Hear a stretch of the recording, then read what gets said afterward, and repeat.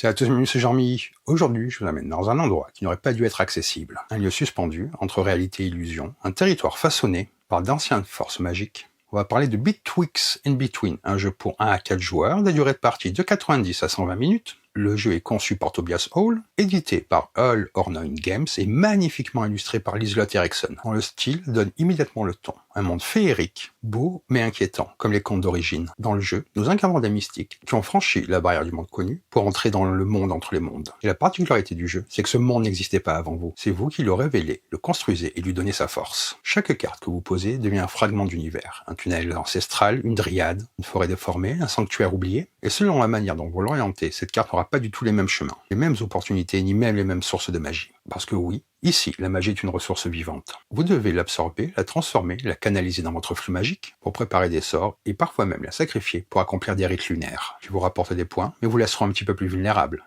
Tout se joue dans les enchaînements. Un déplacement qui en entraîne un autre, une carte qui vous permet de renouveler la magie d'une autre, une absorption qui vous donne exactement l'élément dont vous avez besoin pour un sort qui change la configuration du plateau. C'est un jeu où chaque action peut vous ouvrir une porte ou refermer un chemin.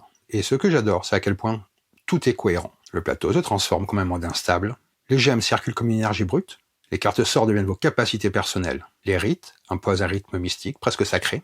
Le jeu marie à la perfection exploration, combo, gestion de ressources et manipulation de terrain, mais dans un cadre thématique tellement immersif qu'on a l'impression de se frayer un chemin dans un monde féerique ancien et parfois hostile. Bref, Betwixt and Between, c'est une expérience, une exploration, un puzzle organique, où chaque décision façonne un monde entier. On parlera du jeu de base, du mode solo, des 2 extensions qui existent, un univers mystique, féerique, aussi beau qu'exigeant. Allez, on va voir comment ça se passe. Et nous voilà avec le jeu. Aujourd'hui, on part explorer un monde aussi magnifique que mystérieux. Betwixt and Between, accompagné de ces extensions féeriques. Dans cette vidéo, je vais vous guider à travers ce jeu fascinant où on manipule la magie, on façonne le plateau et on tente de survivre aux caprices des esprits. On va découvrir le jeu, je vais vous expliquer les règles. Avec le déroulé complet d'une manche, on enchaînera avec le mode solo et sa mini-campagne pour voir comment le jeu se transforme quand on explore le monde entre les mondes en solitaire. Et bien sûr, je terminerai avec mon avis. Sensations en jeu, tension, ambiance, rejouabilité, direction artistique, pour quel public il y fait. Bref, tout y passe. Installez-vous confortablement, préparez vos gemmes magiques. On plonge ensemble dans Betwixt and Between.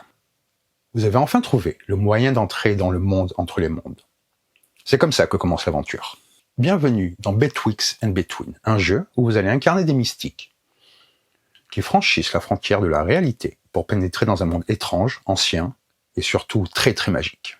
Un monde où vivent les esprits et les fées. Imaginez une toile inextricable, inexplorée, composée de lieux improbables qui abritent les créatures les plus étranges. Mais attention, cet endroit est chargé d'ancienne magie et vous n'êtes pas seul en ces lieux.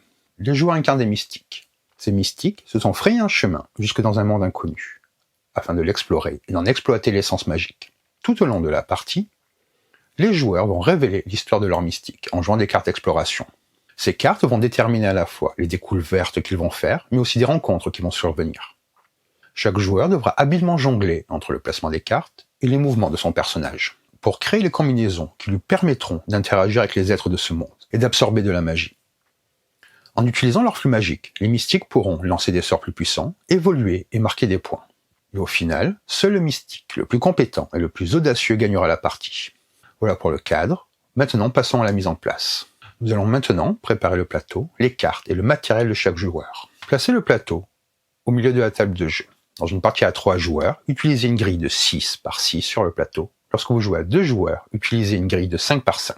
Les cases que vous n'utilisez pas doivent être couvertes avec des obstacles. C'est la base de votre monde entre les mondes. Une fois la grille définie et les obstacles posés, on peut ajouter la magie. Préparez les gemmes magiques. Pour former une réserve commune, placez-les près du plateau. Tout le monde doit pouvoir les atteindre facilement. Ce sont des ressources partagées. Maintenant, occupons-nous des cartes. Prenez le deck exploration, les cartes absorption de magie et le paquet de cartes sort. Mélangez chaque paquet, puis posez-les près du plateau. Ensuite, piochez 4 cartes sort et placez-les face visible dans la zone de jeu. Elles forment ce qu'on appelle une rivière. Une fois les paquets en place et la rivière des 4 sorts révélés, on peut passer au matériel des joueurs. Choisissez aléatoirement un premier joueur, puis distribuez à chacun un plateau mystique, ainsi que tous les jetons activation et mystiques de la couleur correspondante. Chaque joueur place ensuite son pion mystique sur un coin du plateau de jeu. Chaque mystique démarre donc à un coin différent de la grille. Ensuite, pour terminer la mise en place, donnez à tous les joueurs leur premier sort, Tous les joueurs piochent 2 cartes sorts du paquet. Chacun en choisit une à garder en main et défausse l'autre. C'est votre sort de départ, votre première arme magique dans ce monde entre les mondes. Avant d'entrer dans le détail, parlons du rythme du jeu. Une partie se déroule en 3 manches, et chacune de ces manches est elle-même divisée en 3 phases distinctes. Il y a la phase d'exploration. Ici, les joueurs construisent l'histoire de leur mystique en draftant des cartes exploration. C'est aussi dans cette phase qu'ils préparent le rite, un objectif commun lié à la manche. Vient ensuite la phase aventure. Dans cette phase, les mystiques entrent vraiment en action. À tour de rôle, les joueurs vont poser une carte exploration, déplacer leur mystique, absorber de la magie, préparer des sorts et les activer. Cette phase est le cœur du jeu. C'est là que les déplacements, les interactions et la magie prennent vie. Et finalement, une phase d'offrande. Cette dernière phase conclut la manche. Elle comprend l'offrande de magie pour le rite, l'entretien, remise à disposition des cartes sorts activées, renouvellement de la rivière de sorts et récupération des jetons mystiques restés sur le plateau. Puis, l'altération du plateau. Chaque joueur enlève une de ses cartes exploration. Une fois tout cela fait, la manche suivante commence avec un nouveau premier joueur. Entrons maintenant dans le détail en commençant par la phase d'exploration. Pour créer l'histoire de leur mystique, les joueurs vont d'abord drafter des cartes exploration. Voilà comment cela se déroule. Chaque joueur pioche 5 cartes.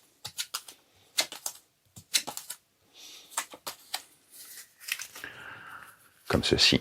Parmi ces cartes, il en garde une, puis passe les autres au joueur à sa gauche. Et on recommence comme ceci, jusqu'à ce que chacun ait 4 cartes en main.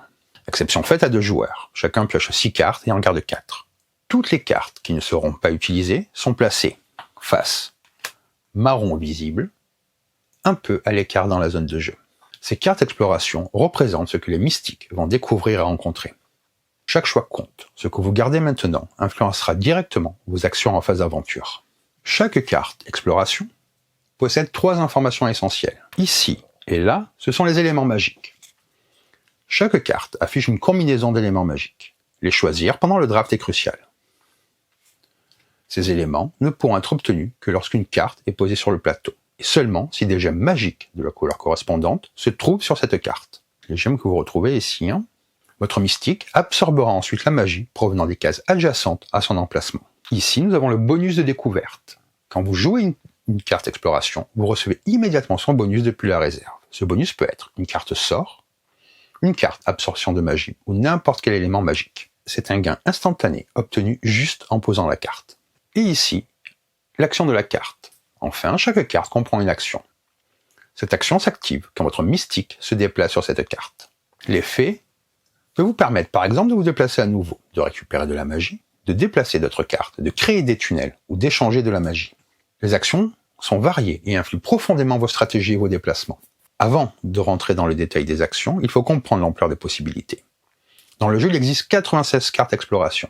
Oui, 96. Chacune possède sa propre combinaison d'actions, d'éléments magiques et de bonus de découverte. Autrement dit, chaque partie devient un voyage différent. Chaque fois que votre mystique se déplace sur une carte exploration, il peut en activer l'action. Voici la liste complète. Ici, c'est le mouvement. Bougez votre pion sur une case adjacente. C'est l'action la plus simple. Vous vous déplacez sur une case voisine, horizontale ou verticale. Ici, c'est le tunnel. Vous vous déplacez vers un autre tunnel. Toutes les cartes de tunnel sont considérées comme adjacentes entre elles, peu importe la distance. Attention sur le pendant. Lorsque vous êtes dans un tunnel, vous ne pouvez pas absorber de magie. Ici, l'altération ou reshape. Vous déplacez une carte exploration jusqu'à 2 cases et ou vous la réorientez. Vous pouvez pousser ou repositionner une carte exploration tant qu'elle se déplace d'un maximum de 2 cases. La case d'arrivée est libre et vous pouvez aussi la faire pivoter. Une action très puissante pour ajuster le plateau à vos besoins. Ici, le renouvellement. Vous placez des gemmes magiques sur les emplacements vides d'une carte exploration. Si une carte possède des emplacements de gemmes vacants, vous les remplissez depuis la réserve. Ici, nous avons l'échange. Vous transformez l'un de vos éléments magiques en un autre élément de votre choix depuis la réserve. Un truc pur et simple. Vous remettez un élément et vous en prenez un autre. Ici, l'exploration. Vous piochez une carte exploration, puis vous en défaussez une. Vous renouvelez votre main en voyant une nouvelle carte, puis vous vous débarrassez de celle que vous jugez la moins utile. Ici, c'est destruction. Une fois par manche, retirez une autre carte exploration du plateau.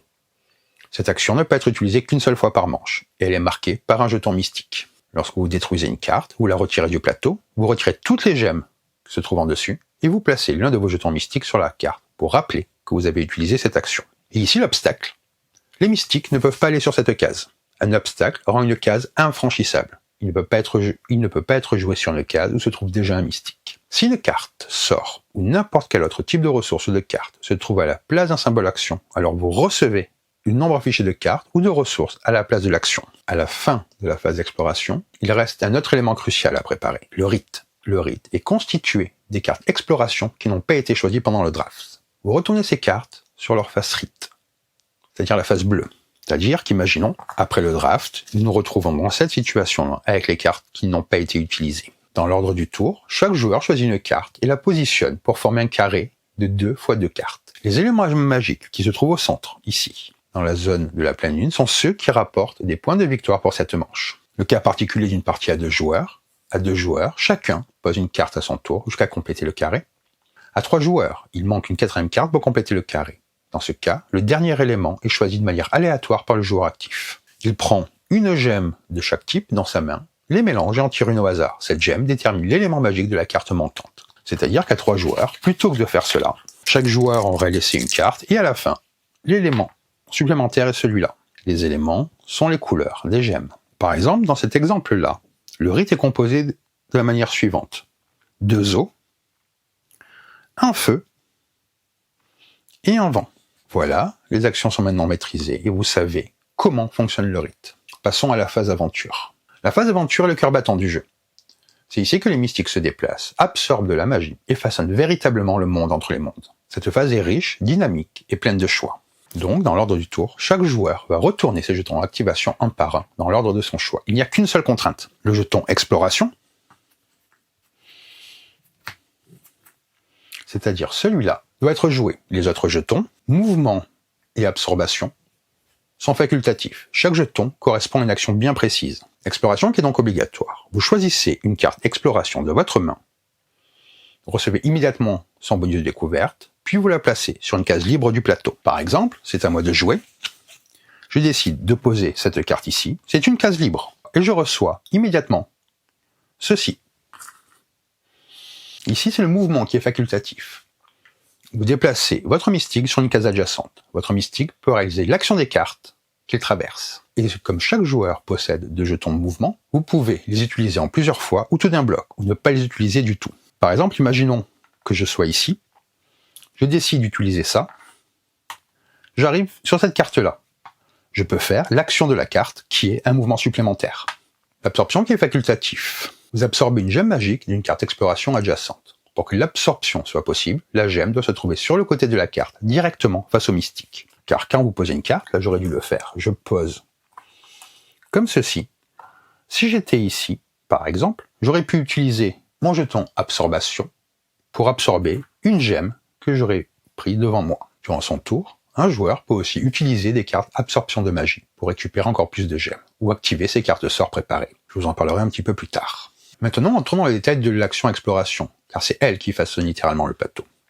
À mesure que les joueurs placent des cartes exploration, ils modifient le monde, créent des chemins, ouvrent des accès et révèlent de nouvelles opportunités. Créer des combinaisons puissantes, saisir le bon moment et enchaîner des actions efficaces, voilà ce qui mène à la victoire. Voici comment se déroule l'action d'exploration.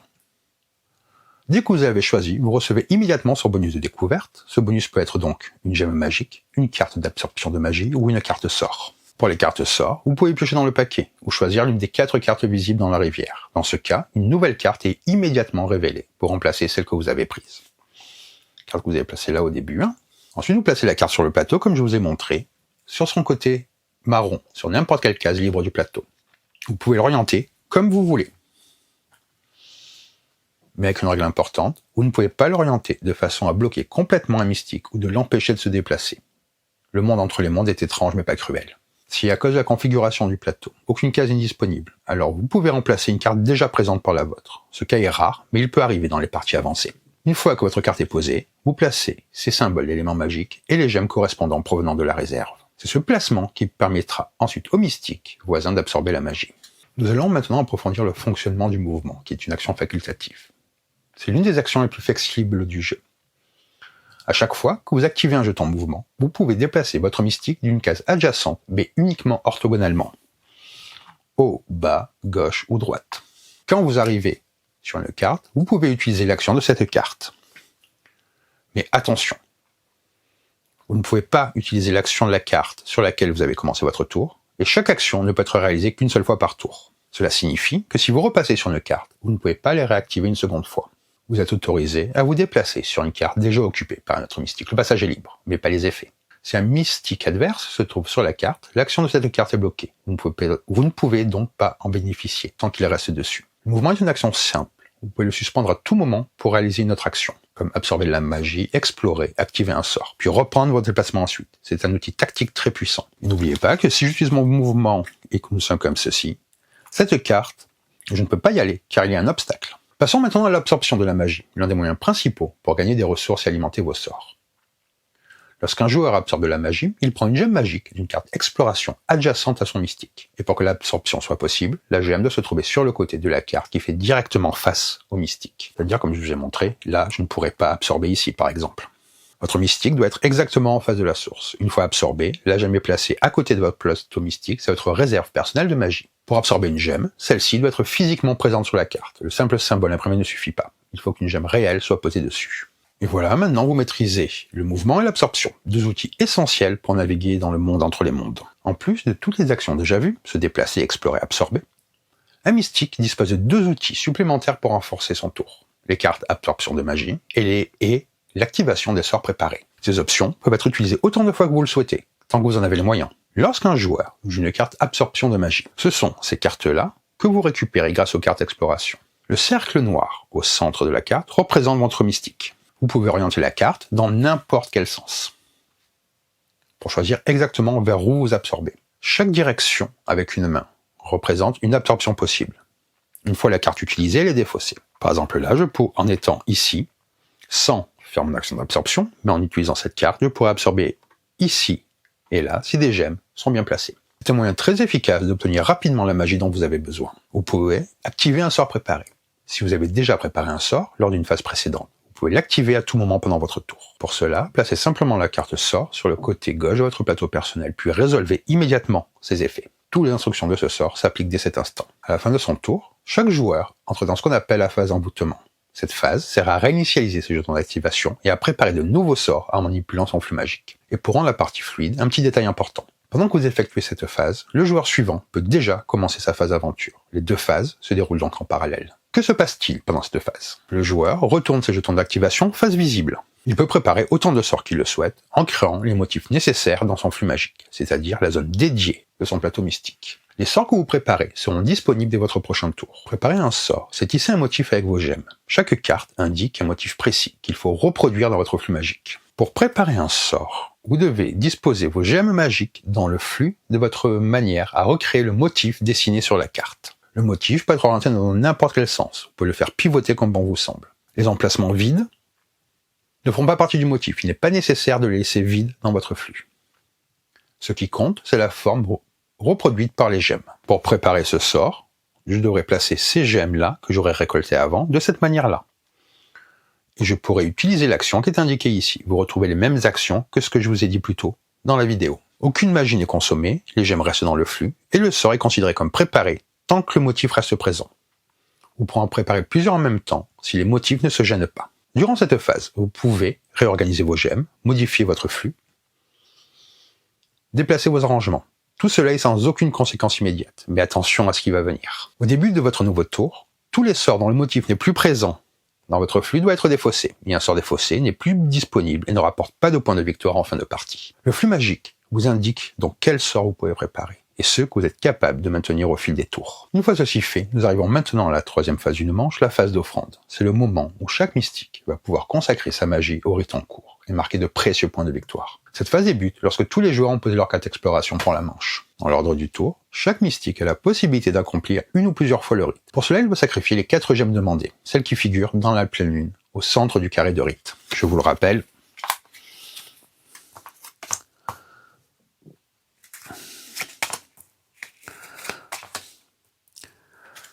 les cartes que vous avez placées comme ceci, donc là, il faudrait que je défausse une de chaque. Chaque fois qu'un joueur accomplit le rite, il défausse les 4 gemmes correspondantes, puis il place un de ses jetons sur la carte rite. Chaque jeton posé sur cette carte vaut 10 points en fin de partie. Le rite est donc un moyen puissant de scorer, mais il consomme votre magie, parfois au mauvais moment.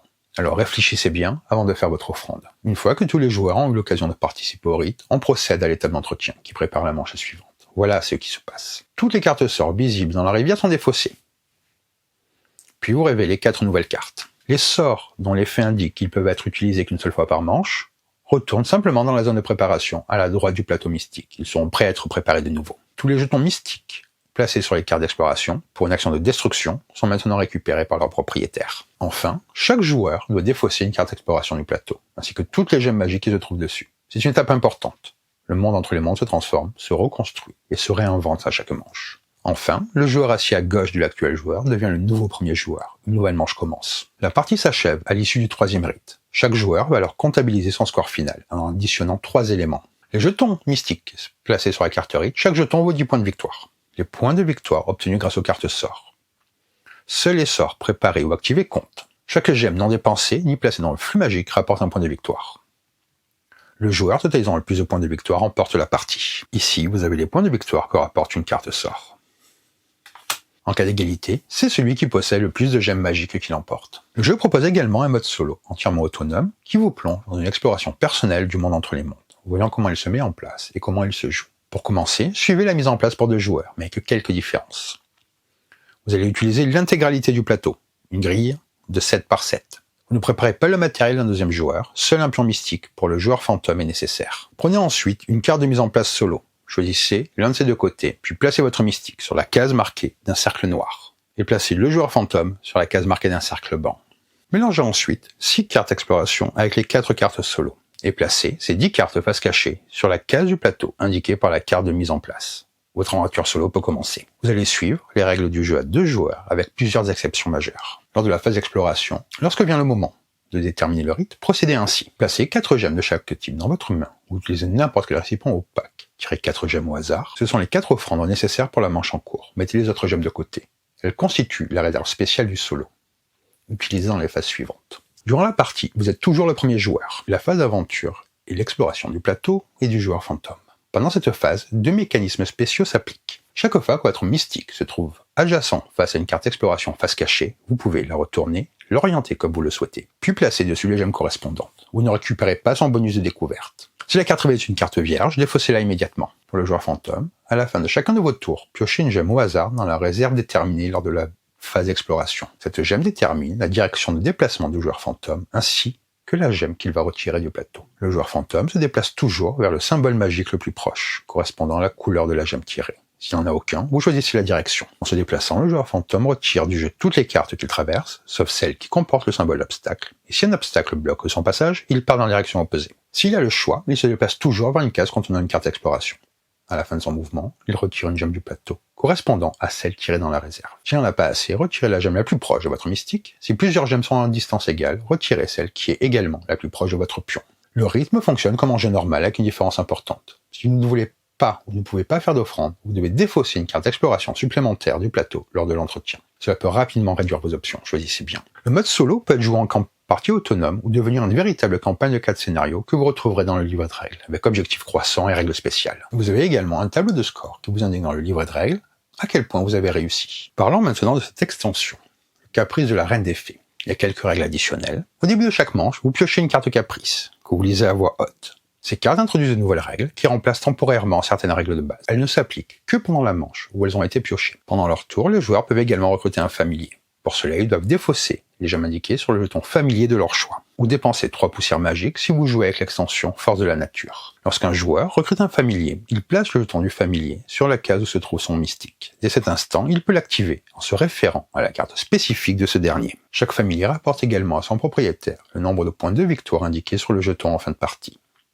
Sauf mention contraire, les familiers suivent les règles normales. Ils se déplacent orthogonalement, mais ils ne peuvent bénéficier d'aucune action des cartes exploration. Ils ne peuvent pas absorber de magie, ils ne peuvent pas récupérer de poussière féerique. Ils ne peuvent pas échanger au marché gobelin si vous jouez avec l'extension Force de la Nature. Pour installer ce module, vous rangez dans la boîte les jetons et les sorts familiers du jeu de base. Ils ne seront pas utilisés. Prenez un nombre de jetons familiers égal à 2 fois le nombre de joueurs et formez une réserve, jetons disposés de manière à ce que les symboles magiques soient visibles. Donnez à chacun une carte familier. Mélangez les cartes caprice et placez-les à côté du plateau de jeu. Déterminez le premier joueur et donnez-lui le jeton. Petite précision, Ici, c'est le jeton familier pour les sorts de familiers que vous avez dans le jeu de base. Parlons maintenant de cette extension Force de la Nature.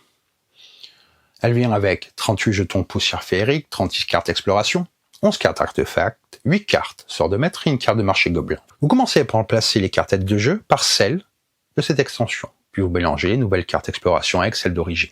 Lors de la dernière phase de la mise en place, là où normalement vous piochez des cartes sorts, vous pouvez effectuer des actions spécifiques à cette extension. Le premier joueur place la carte marché gobelin sur n'importe quelle case du plateau, mais au moins à 4 cases de distance du mystique le plus proche. Vous pouvez choisir si vous jouez avec la poussière féerique, avec les jetons poussière féerique face visible, pour au moins 2 hasards et davantage de planification, ou face cachée, pour une sensation d'exploration plus forte. Placez ensuite les jetons au hasard sur les cases du plateau indiquées par la mise en place, en évitant uniquement le marché gobelin, les mystiques et les cases adjacentes aux mystiques. Distribuez aléatoirement une carte sort de maître à chaque joueur, donnez également une aide de jeu mise à jour à chacun.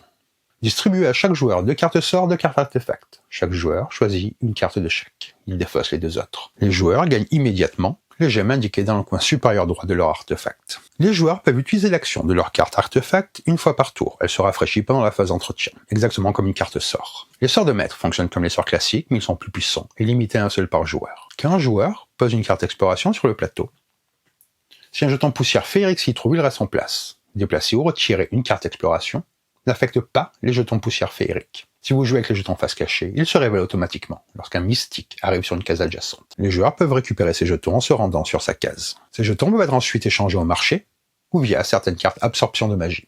Conservés pour la fin de partie, ils rapportent des points de victoire. Certaines cartes d'exploration modifient les actions disponibles et les conditions de scoring. Toute cette extension est compatible avec vos parties solo. Avant que je vous partage mon avis complet, je vous rappelle que si la vidéo vous plaît, vous pouvez soutenir la chaîne très simplement. Un like, un petit commentaire, et bien sûr l'abonnement si ce n'est pas encore fait. C'est vraiment ce qui est le plus le contenu à exister et à se développer. Si vous voulez suivre mon actualité ou découvrir le reste de mon univers, vous trouverez mes réseaux directement sur ma page principale YouTube. Merci à tous pour votre soutien, et passons maintenant à mon avis. Quand on joue à Betwixt and Between, on a l'impression d'entrer dans un monde qui se forme littéralement sous nos pas. Ce n'est pas une simple métaphore, la mécanique l'incarne. À chaque tour, vous posez une carte exploration, et chaque carte devient un fragment du monde. Un bosquet de dryades, un marais obscur, un tunnel ancien, une clairière de Méro, tout se tisse en un patchwork étrange, imprévisible et enchanteur. On ressent très vite que nous ne sommes pas invités dans ce monde. Nous sommes des intrus, des mystiques téméraires qui essaient d'en manipuler les forces anciennes. Ce qui frappe, c'est la densité de choix à chaque action. Avec les jetons d'activation, les déplacements, les absorptions, les cartes sorts, les opportunités d'enchaînement, chaque tour peut devenir un mini-labyrinthe stratégique, mais un labyrinthe jouissif, où chaque pas peut déclencher un effet. On ne se contente pas de faire des points, on manie la magie, on façonne le terrain, on déclenche des phénomènes, on active un rituel, on déplace des cartes, on ouvre des voies, on enferme d'autres. On a constamment le sentiment que le jeu veut nous dire « tu es libre, tu peux tout faire, mais pas tout en même temps, choisis bien, petit mystique ». Cette liberté contrôlée est l'un des plaisirs majeurs du jeu. Le rythme est étonnamment condensé pour un jeu aussi libre. Chaque manche suit une structure très ritualisée, exploration, aventure, offrande, entretien. Et ce cycle crée une respiration, presque comme les battements d'un cœur magique. La phase d'exploration est le moment de projection, d'espoir, presque de promesse. La phase aventure est l'explosion. Les actions se combinent, les plans se font et se défont, les opportunités se saisissent ou s'évanouissent. La phase offrande ramène au sol, les ressources manquent, les choix deviennent tranchants. L'entretien reconstruit clairement le terrain pour la prochaine montée en tension. L'intention, elle vient de 3 sources. La rareté des gemmes. Vous n'en avez jamais assez. Et chaque élément est précieux, car il sert à la fois pour les sorts, pour les rites, pour les familles, pour les artefacts. C'est un pulse permanent. Le plateau mouvant. Certaines cartes disparaissent, d'autres sont déplacées. Certaines se ferment, des obstacles apparaissent. Le terrain est presque un adversaire lui-même. Le rite. Chaque manche, un carré d'offrande définit ce qui rapporte 10 points. Et cette simple présence crée une pression psychologique constante. Vais-je réussir à faire cette offrande? Les autres y arriveront-ils avant moi? Est-ce que je dois sacrifier ma magie maintenant? Enfin, l'ambiance est incomparable. On se sent dans un conte nordique, mais un conte ancien, brut, où les fées ne sont pas amies, elles observent, attendent, testent. Parfois, un jeu a un thème plaqué. Ici, c'est l'inverse. Le thème est la mécanique. Tout est cohérent. Les cartes d'exploration sont littéralement des zones du monde. Les gemmes représentent la magie pure, concrète, palpable. L'absorption, les sorts, le flux magique, tout est organique. Les actions des cartes racontent une histoire. Le rite est un geste sacré parfaitement intégré. Les familiers ajoutent un côté imprévisible, capricieux, parfaitement dans l'esprit des fées. Même le joueur fantôme du mode solo n'est pas un substitut mécanique. Il est un esprit errant, un prédateur magique qui mange le monde. Jamais les règles ne contredisent l'intention thématique, c'est une prouesse. Ce n'est pas un jeu difficile, mais ce n'est pas un jeu pour débutants. Les premières minutes donnent une impression de complexité. Beaucoup d'icônes, cartes aux effets variés, phases successives, importance de l'orientation, interactions indirectes nombreuses. Mais la structure est limpide, une fois assimilée. Très vite, on sent la logique du jeu, et là, tout s'éclaire. La courbe d'apprentissage est excellente. Partie 1, on va dire découverte, quelques erreurs. Partie 2, maîtrise des combos, plaisir de l'optimisation. Partie 3 et plus, finesse stratégique, anticipation, lecture du plateau. La rejouabilité est colossale. La boîte de base contient 96 cartes exploration qui composent un monde différent à chaque fois. Les sorts sont variés, multiplicité des stratégies. Règles changeant d'une manche à l'autre, actions combinatoires. Et grâce à l'extension, les familiers amènent un nouvel axe stratégique, les caprices de nouvelles règles temporaires. La poussière féerique, un objectif secondaire. Le marché des gobelins, de nouvelles décisions économiques. Artefacts et sorts de maître amènent de nouveaux pouvoirs. C'est un jeu qui peut se jouer sans jamais se répéter. Le style visuel est unique. C'est un mélange d'aquarelles, de traits organiques, de scènes féeriques. Les créatures semblent sorties de légendes nordiques, jamais totalement belles, jamais totalement inquiétantes. Les extensions ont une identité forte, que ce soit avec du bleu froid, des esprits sylvestres en ambiance hivernale, ou les tons verts et dorés, de la féerie lumineuse et créatures curieuses mais puissantes. La boîte de base offre des tons ocre et automnaux presque crépusculaires. Tout respire la magie, l'artisanat, ainsi que la poésie visuelle. Chaque carte est une petite peinture qui raconte une histoire, c'est un jeu. On a plaisir à manipuler le matériel, simplement parce qu'il est beau. Les gemmes sont translucides et agréables en main, elles captent la lumière et participent à la magie de la table. Les cartes sont illustrées de manière splendide, les jetons mystiques et familiers sont variés, lisibles et charmants. Les extensions ajoutent beaucoup de pièces, sans complexité inutile. Le matériel est excellent, cohérent, solide et thématique. Le mode solo n'est pas qu'un appendice, c'est un véritable mode de jeu pensé en profondeur. Il propose des cartes face cachée qui donnent une vraie sensation d'aventure, un joueur fantôme qui se déplace, détruit, aspire la magie, un système de rythme différent, des objectifs, des contraintes, une pression constante. Le joueur fantôme a une vraie présence quasi narrative. On a l'impression d'être suivi, d'être observé par une force magique différente. Et la campagne ajoute une vraie progression, apprentissage, invocation, maîtrise de la magie, affrontement contre deux adversaires fantômes. Un des meilleurs solos du genre pour un jeu de ce niveau de complexité. Vous allez me dire pour qui est ce jeu ? Le jeu est parfait pour les joueurs qui adorent l'optimisation intelligente, ceux qui aiment les univers féeriques, sombres et poétiques. Les amateurs de combos, les joueurs qui aiment créer un monde plutôt que le subir, les amoureux de belles illustrations, les joueurs solo exigeants. Betwixt and Between n'est pas un jeu comme les autres. C'est une expédition magique, un puzzle stratégique, un carnet de voyage féerique. Il a reçu quelque chose de rare, être ultra thématique, être stratégiquement profond, être artistiquement sublime, être rejouable à l'infini, être excellent en solo, il offre une expérience différente à chaque partie. C'est un jeu qui peut être exigeant, mais incroyablement gratifiant. Un jeu qui raconte des histoires parce que vous les créez en jouant. Un jeu qui conviendra parfaitement à ceux qui veulent se perdre dans le monde entre les mondes. Voilà pour cette vidéo, j'espère que ça vous a plu. Et sur ce, je vous dis bonne partie et bon jeu.